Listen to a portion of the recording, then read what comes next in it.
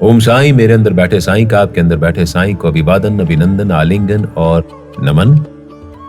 72वीं ओवी में लिखा है, शुद्ध अथवा अशुद्ध हृदय के व्यक्तियों को भी केवल बाबा के दर्शन से ही परम शांति मिल जाती। लोग मन ही मन चकित रह जाते। साईं बाबा शिरडी में भक्तों को उसी आनंद का अनुभव करवाते जैसा कि पंढरपुर में विट्ठल रखुमाई के दर्शन से मिलता था। अगर कोई सोचे कि यहाँ बहुत बढ़ा चढ़ाकर वर्णन किया गया है तो अपना संशय दूर करने के लिए विट्ठल के परम भक्त गौली बुआ के अनुभव का श्रवण करें। अब गौली बुआ की कथा प्रारंभ करने वाले हैं हेमाड पंत। वे प्रतिवर्ष वारकरी लेकर पंढरपुर जाते। एक प्रकार की तीर्थ यात्रा। पंढरपुर में जो जाती है उसको वारकरी कहते हैं, और जो लोग इस तरह से इकट्ठे होकर के पंढरपुर में विठोबा के दर्शन करने जाते हैं उन्हें वारकरी संप्रदाय कहा जाता है। और लौटते समय वे बतलाते हैं कि गौली बुआ प्रत्येक वर्ष पंढरपुर में विठोबा के दर्शन करने जाते और लौटते समय अपने प्रेम भाव के कारण शिरडी में साईं समर्थ के दर्शनार्थ आते। 76वीं ओवी में लिखा है, सामान ढोने के लिए एक गधे व अपने साथ के लिए एक शिष्य को लेकर बुआ राम कृष्ण हरि का जाप करते हुए तीर्थ यात्रा के लिए निकलते। 95 वर्ष के वयोवृद्ध चातुर्मास 4 मास श्रावण से कार्तिक तक गंगा तट और बाकी के 8 मास पंढरपुर में निवास करते थे। इन्हीं तीर्थ यात्राओं के दौरान वे वर्ष में एक बार शिरडी बाबा के दर्शन करने अवश्य पधारते। बाबा पर उनका अगाध प्रेम था। बाबा की ओर वे लगातार देखते रहते और नम्रता पूर्वक कह उठते थे, ये तो पंढरी नाथ श्री विट्ठल के अवतार हैं, जो अनाथ नाथ, दीन दयालु और दीनानाथ हैं। क्या कोई केवल रेशमी किनारे वाली धोती पहनकर ही संत बन सकता है? कदापि नहीं। उसके लिए तो अपनी हड्डियों को घिसना पड़ता है, अपने लहू को पानी में बदलना पड़ता है, और ऐसा करने के लिए स्वयं कठोर परिश्रम करना पड़ता है। ये सारी सांकेतिक बातें हैं। अपने अहंकार को घिसना पड़ता है, अपना स्वयं का अभिमान तोड़ना पड़ता है। इतना परिश्रम करते हैं तब हम संतत्व को प्राप्त होते हैं। केवल रेशमी धोती पहन करके कोई संत नहीं बन जाता। 81वीं ओवी में वर्णन करते हैं कि जब ईश्वर के परम भक्त इस प्रकार के शब्द हों, जो कि पंढरी नाथ की भक्ति में पूर्ण रूप से समर्पित हो चुके हैं, तो फिर मुझ जैसे अधम प्राणी को क्या अनुभव हो सकता है? श्रोतागण स्वयं ही इसका अनुभव करें। गौली बुआ के बारे में बतला रहे हैं कि जो व्यक्ति आध्यात्मिक स्तर पर इतना उन्नत हो चुका हो, जब उसके भावों में साईनाथ को वो पंढरी नाथ देखता है, तो मैं किस खेत की मूली हूँ। 82वीं ओवी में लिखते हैं, श्री साईं बाबा की ईश्वर चिंतन और भजन में विशेष अभिरुचि थी। वे सदैव अल्लाह मालिक पुकारते और भक्तों को अपने सामने नाम सप्ताह करने का प्रण दिलवाते। एक बार उन्होंने दासगणों को नाम सप्ताह करने की आज्ञा दी। दासगणों ने बाबा से कहा, आप मुझे आज्ञा तो दे रहे हैं, परंतु इस बात का आश्वासन मिलना चाहिए कि सप्ताह के अंत में विट्ठल भगवान स्वयं प्रकट होंगे। दासगणु महाराज भी विलक्षण बुद्धि के धनी थे। साईं बाबा ने उनसे नाम स्मरण सप्ताह करने का आश्वासन तो ले लिया, पर उन्होंने सामने शर्त रख दी साईं बाबा के सामने कि मैं राम नाम सप्ताह जरूर करूंगा, पर सप्ताह के अंत में विट्ठल स्वयं प्रकट होने चाहिए। तब सुनिए बाबा ने क्या कहा। 84वीं ओवी में लिखा है, बाबा ने अपने हृदय पर हाथ रखकर दृढ़ता से कहा, हाँ हाँ, विट्ठल तुम्हारे सामने अवश्य प्रकट होंगे, परंतु भक्तों में श्रद्धा और तीव्र उत्सुकता का होना अति आवश्यक है। बाबा ने यहाँ पे नेहले पे दहला मार दिया। अगर दासगणु महाराज ने विट्ठल के प्रकट होने की शर्त रखी, तो बाबा ने भी सामने से एक शर्त रख दी कि विट्ठल प्रकट होंगे, मगर भक्तों में श्रद्धा की कोई कमी नहीं होनी चाहिए।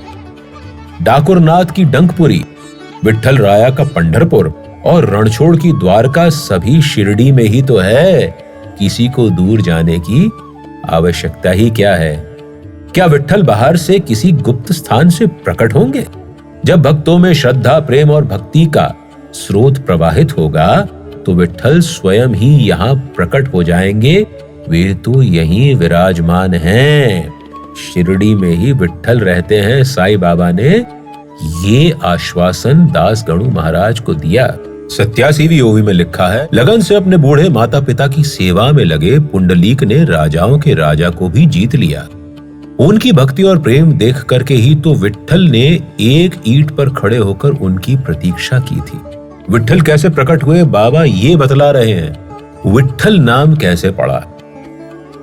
भगवान श्री कृष्ण ईंट पर खड़े होकर के पुंडलीक को दर्शन दे रहे हैं।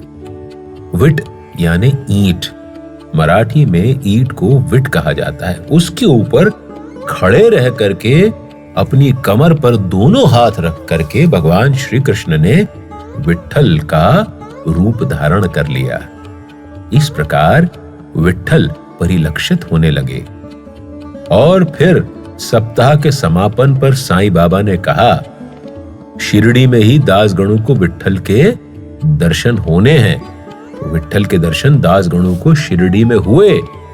ऐसी थी बाबा के वचनों की सत्यता। अगली ही ओवी में विठ्ठल के प्राकट्य की एक और कथा आ जाती है। 89वीं ओवी में काका साहब दीक्षित के ध्यान लगाने की बात है कि ध्यान लगाते हुए न उन्हें विठ्ठल के दर्शन हो गए थे। दोपहर के समय जब बाबा के दर्शन करने के लिए मस्जिद पहुंचे तो बाबा ने उनसे पूछा, काका साहब दीक्षित से, क्यों विठ्ठल पाटिल आए थे ना, और मुझे पूर्ण विश्वास है कि तुम्हें उनके दर्शन हुए। दीक्षित वाड़े में काका साहब दीक्षित ध्यानस्थ हुए थे। वहां से कुछ दूरी पर स्थित द्वारका माई मस्जिद में बाबा को काका साहब दीक्षित के ध्यान की बात पता चल गई। पर आगे बाबा कहते हैं, ध्यान रहे, यह विठ्ठल बहुत चंचल है। इसे दृढ़ता और बलपूर्वक एक जगह पकड़ लो। यदि तुमने थोड़ी सी भी लापरवाही की तो वे उससे बचकर निकल जाएंगे। सच ही तो है, ईश्वर का भाव हमारे मन में सदा चंचल रहता है। यदि हमने जरा सी भी लापरवाही की तो हम ईश्वर को खो देते हैं। इस बात का ध्यान रहे, बाबा के एक एक शब्द में जीवन की सत्यता छिपी हुई है। काका साहब दीक्षित के भाव को प्रबल करने के लिए बाबा यहीं नहीं रुके, आगे बाबा की लीला देखिए। 92वीं ओवी में लिखा है, यह प्रातः काल की घटना थी और दोपहर के समय देखिए कि किस प्रकार उन्हें पुनः विठ्ठल के दर्शन हुए। उसी दिन किसी अन्य गांव से कोई व्यक्ति शिरडी आया।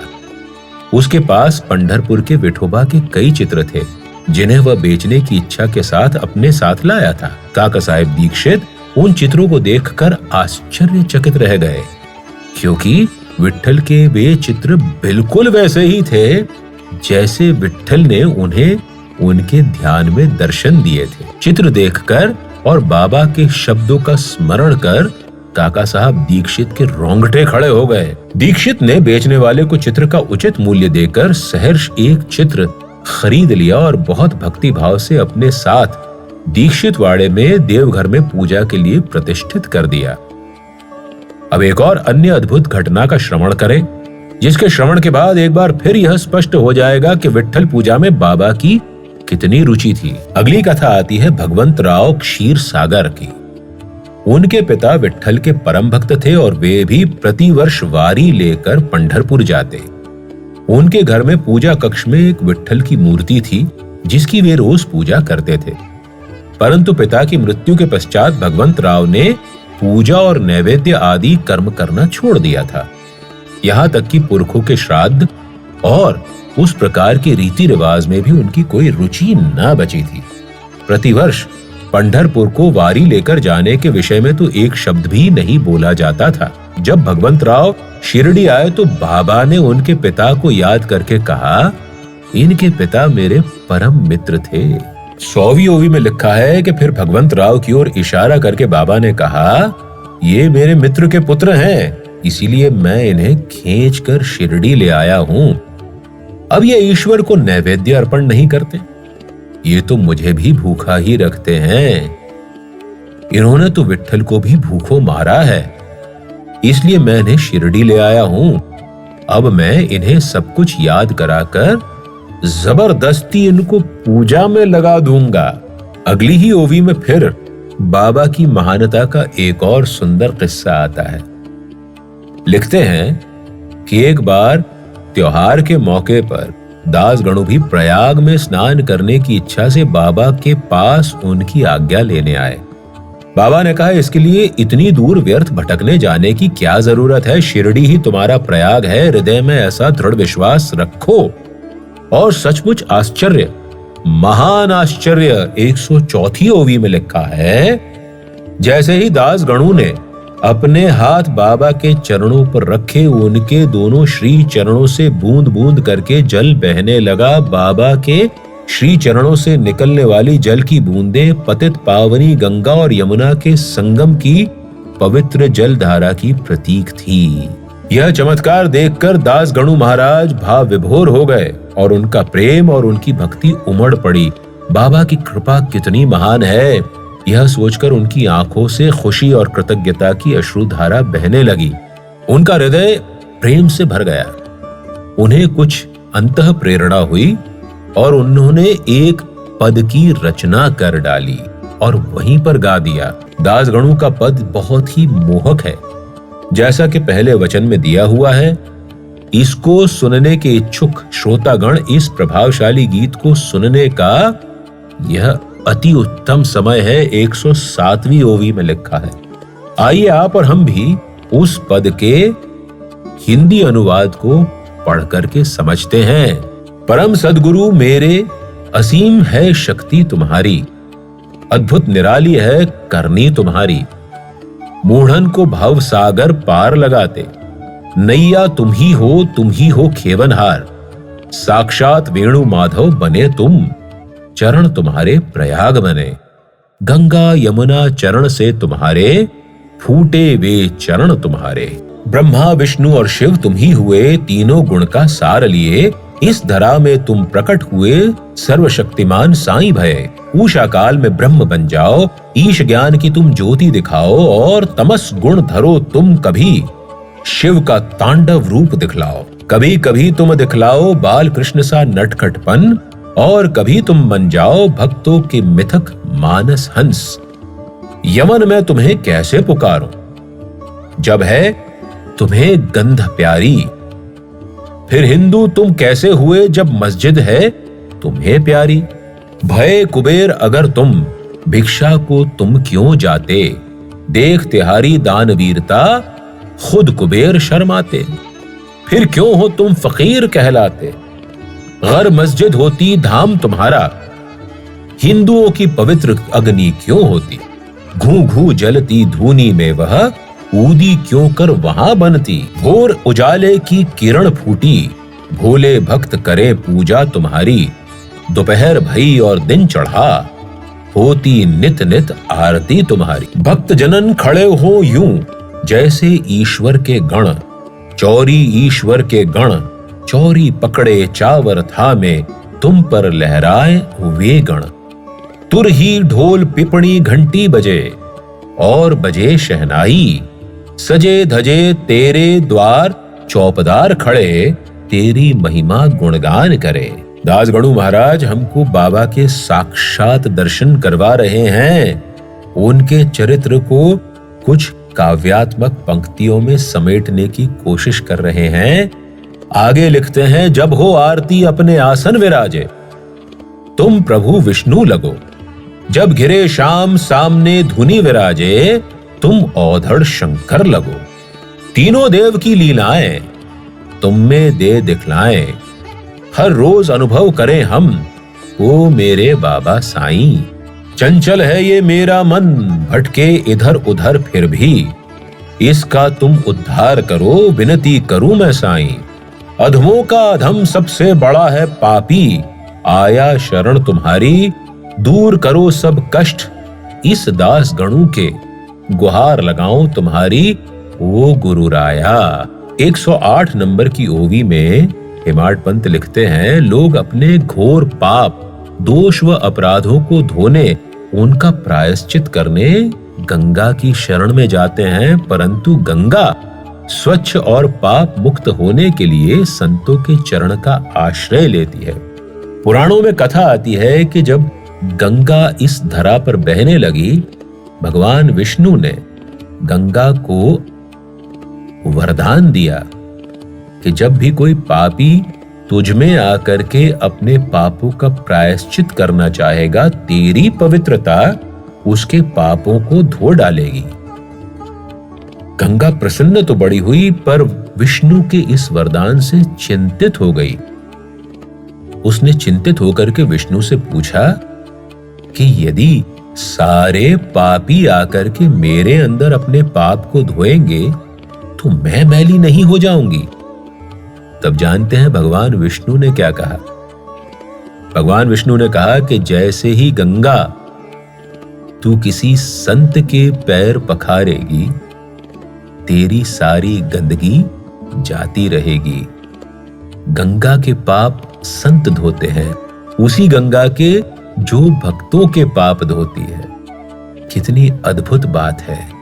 ऐसे ही परम संत हैं हमारे साईनाथ महाराज। 109वीं ओवी लिखती है, श्री साईं के पावन श्री चरणों को छोड़कर हमें गंगा या गोदावरी की तीर्थ यात्रा करने जाने की कोई आवश्यकता नहीं है। श्रद्धा भाव से केवल इस संत की स्तुति व साईं की इस अद्भुत कथा का श्रवण ही पर्याप्त है। अगली ओवी में लिखा है, जैसे सौभाग्यवश नामदेव भीमरथी नदी के तीर पर गोनाई को मिले और कबीर भगीरथी नदी के सीप के कवच में तमाल को पड़े हुए मिले थे, उसी प्रकार श्री साईनाथ भी पहली बार शिरडी में नीम वृक्ष के तले 16 वर्ष की तरुणावस्था में भक्तों के कल्याणार्थ स्वयं प्रकट हुए थे। ओवी याद रखिएगा, चौथा अध्याय, ओवी क्रमांक 111 111। 111 में साईं बाबा के पहली दफे शिरडी में अवतीर्ण होने की बात कही है। लिखते हैं, अपने प्रथम आगमन के समय से ही वे पूर्ण ब्रह्मज्ञानी प्रतीत होते थे। सपने में भी उनको किसी लौकिक पदार्थ व इंद्रिय सुख की लालसा न थी। उन्होंने माया को पूर्ण रूप से ठुकरा दिया था और मुक्ति उनके चरणों में लौटती थी।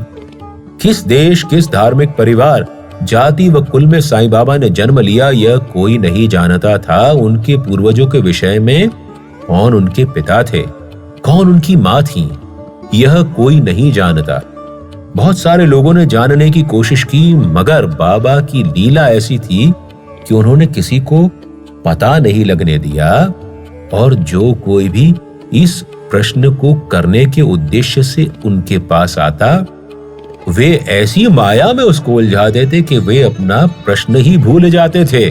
सभी उनसे ये प्रश्न पूछ पूछ कर हार गए, परंतु कोई भी संतोषप्रद उत्तर अथवा सूत्र उनके हाथ न लग सका। माँ बाप, सगे संबंधी, मित्र, जाति, वंश व सांसारिक जीवन को त्याग कर परमार्थ में वे भक्तों के कल्याणार्थी शिरडी में प्रकट हुए थे। शिरडी ग्राम की एक वृद्ध स्त्री नाना चौपदार की माँ अक्सर साईं बाबा के आचरण एवं विशेषताओं का वर्णन करती थी। उनके अनुसार सर्वप्रथम यह तरुण अति रूपवान बालक नीम वृक्ष के नीचे समाधि में लीन दिखलाई पड़ा। वही नीम वृक्ष जिसके बारे में प्रचलित है कि उसके पत्ते साईं की तपस्या के चलते मीठे हो गए, वही नीम वृक्ष है जो आज गुरुस्थान कहलाता है। जब लोगों ने उस सुंदर बालक को इतनी छोटी उम्र में इस प्रकार कठिन तपस्या करते हुए देखा तो उनको महान आश्चर्य हुआ। उसे तो सर्दी, गर्मी व वर्षा की जरा भी चिंता न थी। इतनी छोटी आयु और इतना कठोर आत्मसंयम, गांव वाले तो यह देखकर आश्चर्यचकित थे। आसपास के गांवों का जन समूह तो इस बालक के दर्शन के लिए उमड़ने लगा। शिरडी में उस बालक की ख्याति फैलने लग गई। दिन में वे किसी का साथ नहीं करते, रात्रि में भी उन्हें किसी का भय नहीं था। इस युवक का आगमन कहां से हुआ? और इस एक प्रश्न ने तो सभी को भ्रम में डालकर व्याकुल कर रखा था। उनका चेहरा कितना सौम्य था, उनकी बनावट और आकृति कितनी सुंदर थी। एक बार उन्हें देखने मात्र से ही हृदय में प्रेम उमड़ने लगता। वे सदा नीम वृक्ष के नीचे बैठे रहते और किसी के द्वार पर न जाते थे। सभी बहुत हैरान थे, कितना असाधारण था यह बालक, इतनी सी छोटी उम्र और कितना मन भावन और सुंदर रूप। अरे वह दिन रात खुले में कैसे रहता होगा? यद्यपि वे देखने में युवक प्रतीत होते थे, परंतु उनका आचरण महात्माओं के जैसा था। वे प्यार और वैराग्य की साक्षात मूर्ति थे। यही सोचकर सभी को बहुत अचंभा होता था। 124वीं ओवी में हेमाड पंत लिखते हैं कि एक दिन एक आश्चर्यजनक घटना हुई। कुछ भक्तों को भगवान खंडोबा का संचार हुआ। आनंद चेतना में वे हाफने, फूलने व कंपन करने लगे। साथ साथ वे जोर जोर से आवाजें निकालने लगे। इसलिए लोगों ने उनसे प्रश्न पूछने शुरू कर दिए। एक गांव वाले ने उनसे प्रश्न किया, हे खंडोबा भगवान, कृपया बतलाइए कि ये किस भाग्यशाली माता पिता की संतान है। खंडोबा हम सभी जानते हैं कि भगवान शिव का रूप है। कई सालों पहले की बात है, इस धरती पर मल और मणि नाम के दो राक्षसों ने उत्पात मचाया हुआ था। इस धरती के रहवासी परेशान हो गए थे। उनसे निजात पाने के लिए सभी मिलकर भगवान इंद्र के पास गए। देवराज इंद्र ने कह दिया कि ये दोनों मेरे बस के नहीं हैं, तुम भगवान विष्णु के पास जाओ। सृष्टि के संचालन करता भगवान विष्णु के पास मनुष्य और देवगण सभी इकट्ठे होकर के गए। तब भगवान विष्णु ने भी हाथ खड़े कर दिए और कहा कि इनके मर्ज की दवा तो भगवान शिव महाकाल स्वयं है। सब मिलकर के अब भगवान महादेव के पास गए। भगवान शंकर, जो कि समाधि अवस्था में थे, उन्होंने आंखें बंद करके इन सब की प्रार्थना सुनी और इनको आश्वासन दिया कि जाओ, तुम्हें चिंता करने की कोई जरूरत नहीं है। तब भगवान शंकर ने स्वयं खंडोबा का अवतार लिया और आकर के मल और मणि नाम के इन राक्षसों का वध कर दिया। यही खंडोबा आज महाराष्ट्र में कई गांवों में हिंदू और मुसलमान परिवारों द्वारा बराबर पूजे जाते हैं। इन्हीं भगवान खंडोबा का मुख्य स्थान जेजुरी में है, जहां पर चंपा षष्ठी के उत्सव पर पूरी जेजुरी को हल्दी से पाट दिया जाता है। ये पीला रंग भगवान खंडोबा को बहुत पसंद है। और जिस घटना की बात हो रही है, उसी घटना में कुछ भक्तों में इन्हीं भगवान खंडोबा का संचार हुआ। तब शिरडी गांव के एक उत्सुक गांववासी ने इनसे प्रश्न किया, हे खंडोबा भगवान, कृपया बतलाइए कि ये किस भाग्यशाली माता पिता की संतान है और इनका कहां से आना हुआ है। तब उस व्यक्ति ने, जिसके अंदर भगवान खंडोबा का संचार हुआ था, कहा, जाओ जाकर एक कुदाली ले आओ और जिस स्थान पर मैं बतलाऊं उस स्थान को खोदो। अपनी कुदाली से उस स्थान को खोदते जाओ और तुम्हें इस बालक के विषय में अपने प्रश्न का उत्तर मिल जाएगा। फिर गांव की दीवार के पास उसी नीम वृक्ष के नीचे एक स्थान को खोदा गया। कुछ ईंटें मिली। ईंटों को हटाते ही एक दरवाजा दिखा, जहां पर धातु के 4 दीप जल रहे थे। उस तहखाने का प्रवेश द्वार चक्की के एक पत्थर से बंद था। तहखाने का फर्श चूना पत्थर का था। वहां लकड़ी का बैठने का एक स्थान था। एक गौमुखी, गौमुखी उस कपड़े को कहते हैं जिसके अंदर माला पकड़ करके अपने हाथ से, उंगलियों से महात्मा तपस्या करते हुए फेरते हैं। गौमुखी कपड़े की बनी हुई होती है और माला फेरने वाले का ध्यान माला में अब कितने मन के शेष रह गए हैं उसकी ओर ना जाए, इसलिए इसका उपयोग किया जाता है। वहां जाप करने की कुछ सुंदर मालाएं भी पड़ी थी। तब भगवान खंडोबा ने कहा, इस युवक ने यहां पर 12 वर्षों तक तपस्या की है। ये सुनकर सभी ने आश्चर्यचकित होकर के इस युवक से बहुत सारे प्रश्न पूछ डाले। तब इस युवक ने हंसी में इस बात को टाल दिया और कहा कि ये मेरे गुरु का स्थान है, मेरी ये अमूल्य और पवित्रतम संपत्ति है। आप इसे पूर्ववत बंद करके कृपया इसकी रक्षा करें। तब 132वीं ओवी में हेमाड पंत कहते हैं, ऐसा लोगों के अनुसार बाबा ने वहां उपस्थित शिरडी जनों से कहा, परंतु मेरी जीभ क्यों ऐसा कह रही है कि बाबा ने इस कहानी को एक नया मोड़ दे दिया। मैं स्वयं अपने आप पर हैरान हूं, मैं बाबा के विषय में ऐसा क्यों सोच रहा हूं, परंतु मुझे ऐसा लग रहा है कि बाबा ने स्वयं हंसी में ऐसा कह दिया होगा। बाबा को हंसी मजाक करना बहुत प्रिय था। हो सकता है कि वह तहखाना उनका अपना ही निवास स्थान हो, परंतु उसे अपना गुरु का कहने में किसी का क्या नुकसान, क्या उसकी महत्ता पर किसी प्रकार का कोई प्रभाव पड़ता है। तब वहां मौजूद लोगों ने बतलाते हैं कि बाबा की आज्ञा मान करके उस स्थान को बंद कर दिया। बाबा के लिए वह नीम वृक्ष उतना ही प्रिय और पवित्र था जितना पवित्र अश्वत्थ और औदुंबर वृक्ष माना जाता है। बाबा उस नीम वृक्ष को पवित्र और पावन मानकर उससे प्रेम किया करते थे। मालसापति और शिरडी गांव के पुराने बाशिंदे, रहने वाले निवासी इस स्थान को बाबा के गुरु की समाधि मानकर सदैव नमन किया करते थे।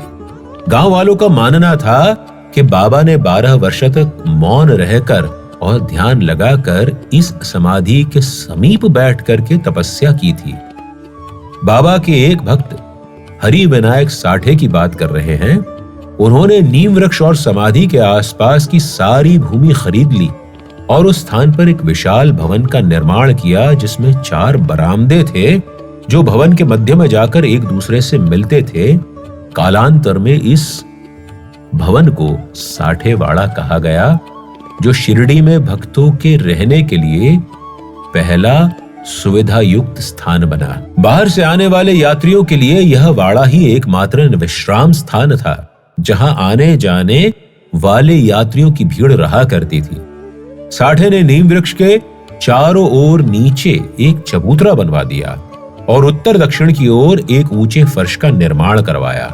जब उत्तर दिशा की सीढ़ियों का निर्माण हुआ तब उन्होंने तहखाने की ओर भी इशारा किया। सीढ़ियों के नीचे दक्षिण में एक छोटा सा सुंदर मंदिर है, जहां भक्त लोग चबूतरे के ऊपर उत्तर की तरफ मुख करके बैठा करते हैं। तब बाबा ने एक उद्गार प्रकट किया, जो भक्त गुरुवार और शुक्रवार की शाम को गाय के गोबर से यहाँ फर्श की पुताई करेगा और वहां धूप और अगरबत्ती जलाएगा, श्री हरि उस पर अवश्य कृपा करेंगे। इसीलिए अब भी श्री साईं बाबा संस्थान विश्वस्त व्यवस्था द्वारा प्रत्येक गुरुवार और शुक्रवार की शाम को गुरु स्थान पर इस नीम के पेड़ के सामने एक धूनी पात्र में धूनी प्रज्वलित की जाती है और भक्तगण आकर के उसमें लोबान घी डालते हैं और बाबा के वचन के अनुसार श्री हरि ऐसे भक्तों पर हम पर कृपा करते हैं। 146वीं ओवी में हेमाड पंत लिखते हैं कि इसके बाद दीक्षित वाड़े का निर्माण हुआ। यह विशाल भवन भी यात्रियों का विश्राम स्थान था। कुछ समय बाद श्री बूटी ने पत्थर के एक विशाल भवन का निर्माण करवाया। काका साहब दीक्षित के बारे में यहाँ पर हेमाड पंत लिख रहे हैं, दीक्षित पहले से ही अपने धार्मिक स्वभाव के कारण प्रसिद्ध थे। वे भक्ति और विश्वास की साक्षात मूर्ति थे। वे अपने इंग्लैंड प्रवास के दौरान ही आध्यात्मिक रूप से जिज्ञासु हो गए थे। यहाँ श्रोतागण प्रश्न पूछना चाहेंगे। 148वीं ओवी में लिखा है कि मथुरा, काशी और द्वारका जैसे पावन तीर्थ स्थानों को छोड़कर उनकी आध्यात्मिक यात्रा इंग्लैंड से कैसे शुरू हुई, जिसका कि उस समय हिंदू रीति रिवाजों के अनुसार बहिष्कार किया हुआ था। हम सबको याद हो कि जिस समय की ये बात हो रही है, इंग्लैंड भारत पर राज कर रहा था और हम सब के मन में उससे स्वतंत्रता की भावना जागृत हो चुकी थी। इसीलिए हम लोगों ने इंग्लैंड का बहिष्कार किया हुआ था। हेमाड पंत लिखते हैं, इस प्रकार की शंका करना तो सुनने वालों के लिए स्वाभाविक है, परंतु सभी श्रोतागण मुझे क्षमा करेंगे, इसका उत्तर देने में मैं कुछ अलग विचार रखूंगा जिसकी वे यथार्थ में प्रशंसा करेंगे। दीक्षित ने काशी, प्रयाग, बद्री, केदार, मथुरा, वृंदावन, द्वारकापुरी आदि पवित्र तीर्थ स्थानों की यात्रा का शुभ फल तो पहले से ही एकत्रित कर लिया था। आगे की ओवियों में लिखते हैं, पर अपने पिता की धर्म पारायणता के और अपने सौभाग्य और पूर्व जन्मों के फल के कारण उन्हें साईं बाबा के दर्शनों का सौभाग्य प्राप्त हुआ। आगे की ओवियों में बतलाते हैं कि कैसे इंग्लैंड में एक ट्रेन में चढ़ते समय उनका पैर फिसल गया था, जिसके कारण वे हमेशा लंगड़ा करके चलते थे। तब नाना साहब चांदोरकर, उनके मित्र, उनसे मिले और उन्होंने कहा कि साईं समर्थ के दर्शन करने चलो, जरूर तुम्हारे पैर की पंगुता दूर हो जाएगी। पर जिस आध्यात्मिक वृत्ति के मालिक काका साहब दीक्षित थे, उन्होंने उत्तर में कहा कि मेरे पैर की अपंगता भले जाए न जाए, मेरे मन की पंगुता श्री साईं के चरणों में जाकर के दूर हो जाए, मेरी यही आकांक्षा है। इसी भाव को विस्तृत करते हुए 156वीं ओवी में हेमाड पंत लिखते हैं, यह मानव ढांचा तो केवल मांस, हड्डियों, खून और चमड़े का झोला है, मात्र सभी नश्वर व सांसारिक कार्यकलापों से लदा हुआ है ठेला। टांग की पंगुता रह जाने से क्या फर्क पड़ता है। लिखते हैं अगली ओवी में, सन 1909 नवंबर माह का दूसरा दिन 2 नवंबर 1909 पहली दफे काका साहब दीक्षित बाबा के दर्शन करने शिरडी आए। उसी दौरान वो लिखते हैं कि बाबा ने एक बार पुनः उनको बुलावा भेजा 1909 में ही, और तब काका साहब दीक्षित के मन में इच्छा हुई कि उनकी कंपनी के 25 शेयर बेच करके वे शिरडी में भले ही टीन की चद्दरों से एक स्थान ऐसा बनाए जहां पर भक्त जो बाबा के दर्शन करने आते हैं सर्व सुविधा युक्त रूप से रह सके। आगे की कुछ ओवियों में लिखा है कि कैसे बाबा की प्रेरणा हुई, काका साहब दीक्षित के मन की इच्छा पूरी हुई। उन्होंने शिरडी में एक वाड़ा बनवाने का निर्णय लिया। 9 दिसंबर 1910 को उस वाड़े की नींव रखी गई और काका साहब दीक्षित के भाई, जो कई बार बुलाने के बावजूद भी शिरडी नहीं आते थे, उस नींव का पत्थर रखते समय शिरडी में उपस्थित थे। आगे की कुछ ओवियों में बतलाते हैं हेमाड पंत कि दादा साहब खापरडे, जो कई माह से शिरडी में ही रुके हुए थे क्योंकि बाबा उन्हें वापस जाने की आज्ञा नहीं दे रहे थे, इसी दिन उनको बाबा ने अपने घर वापस जाने की आज्ञा दी। और आगे बतलाते हैं हेमाड पंत कि इस दिन एक और घटना हुई कि खूब बारिश शिरडी में हुई। मस्जिद में बाबा का जो स्थान था सोने का, कीचड़ से सन गया और भक्तों के भाववश उस दिन उन्होंने चावड़ी में जाकर सोने का निर्णय ले लिया। आगे बतलाते हैं कि इसी दिन चावड़ी में बाबा की आरती रात में उतारने का क्रम प्रारंभ हुआ। दीक्षित वाड़ा कोई 3.5-4 महीने में बनकर के तैयार हो गया। इतना विशाल भवन 3.5-4 महीने में बनकर के कैसे तैयार हुआ, इसकी सहज कल्पना आप कर सकते हैं। पर हेमाड पंत ने लिखा है कि 1911 रामनवमी के दिन दीक्षित वाड़े में गृह प्रवेश संपन्न हो गया।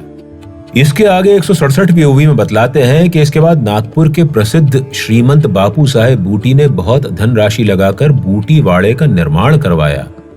उनकी समस्त निधि सार्थक हो गई क्योंकि समाधि उपरांत बाबा का शरीर अब वहीं आराम प्राप्त कर रहा है और बूटी वाड़ा अब समाधि मंदिर के रूप में प्रसिद्ध है, जहां पहले एक भी वाड़ा नहीं था। बतलाते हैं 168वीं ओवी में अब वहां कुल 3 वाड़ों का निर्माण हो गया है, परंतु उन शुरू के दिनों में सभी के लिए सबसे अधिक उपयोगी साठेवाड़ा ही था। आगे की कुछ ओवियों में हेमाड पंत वर्णन करते हैं कि साठेवाड़ा का महत्व इसलिए भी था क्योंकि इसी जगह पर बाबा ने पहले फुलवारी लगाई थी और वहां पर वो रोज अपने हाथों से इन फूलों की सिंचाई करते, निदाई गुड़ाई करते और वामन तात्या नाम का एक कुम्हार बाबा को 2 कच्चे मिट्टी के घड़े रोज देता, जिनसे बाबा इन पौधों को पानी देते, फिर बाद में उन कच्चे घड़ों को जमीन पर रख देते, जिससे वो घड़े टूट जाते। क्या कारण था बाबा की इस विशेष लीला का? बाबा बतलाना चाहते थे कि पक्के घड़े होते हैं तो वो टुकड़े टुकड़े हो जाते हैं और उनको अपनी मिट्टी में मिल जाने में समय लगता है। अपने अहंकार के कारण हम भी अपने ईश्वर से नहीं मिल पाते। हमको उन कच्चे घड़ों के समान होना चाहिए जो फूटते ही अपने स्रोत मिट्टी में मिल जाते। मिट्टी का सफर मिट्टी तक। जब हम पके होते हैं, जब हम अहंकार से भरे होते हैं तो हम ईश्वर से मिलन नहीं कर पाते। ये लीला साईं बाबा ने इसीलिए करके हमको दिखाई है कि हम एक कच्चे घड़े बन जाएं। हमारे मन में अहंकार लेश मात्र ना रहे, तब हम अपने परम तत्व ईश्वर से एकाकार हो सकते हैं। आगे की ओवियों में लिखा है कि बाबा औरंगाबाद के समीप चांद पाटिल से मिले और फिर बारात के साथ वापस शिरडी आ गए। फिर आगे के शीर्षकों का बहुत जल्दी जल्दी समापन कर देते हैं। 3 ओवियों में लिखते हैं, बाद में बाबा देवीदास, जानकीदास और गंगागीर से शिरडी में मिले। फिर बाबा की मोहिद्दीन के साथ कुश्ती हुई और बाद में बाबा ने मस्जिद में आकर रहना शुरू कर दिया। उनका श्री डेंगड़े के प्रति प्रेम और अन्य भक्तों के साथ उनका आसपास एकत्रित होना शुरू हो गया था। इन सभी घटनाओं का वर्णन अगले अध्याय में किया जाएगा। 175वीं ओवी में हेमाड पंत लिखते हैं, जिन्हें ध्यान पूर्वक सुना व पढ़ा जाए। हेमाड सच्चे हृदय से साईं के चरणों में प्रणाम कर उनकी शरण ग्रहण करते हैं। इस प्रकार इस अध्याय को वो अंत की ओर ले जाते हैं। श्री सद्गुरु साईनाथार्पणमस्तु। शुभम भवतु।